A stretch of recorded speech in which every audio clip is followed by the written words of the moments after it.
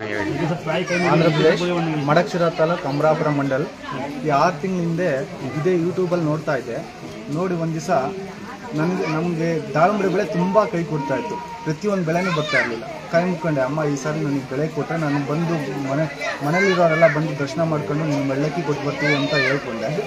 Within 20 ದಿವಸದೊಳಗಡೆ ನನಗೆ ಆ ಬೆಳೆ ಎಲ್ಲ ಚೆನ್ನಾಗಿ ಬಂದು, ಆದರೆ 5 ಲಕ್ಷನೂ ಬರೋಲ್ಲ ಅಂದಿದ್ದು 15 ಲಕ್ಷ ಬಂತು ಬೆಳೆ.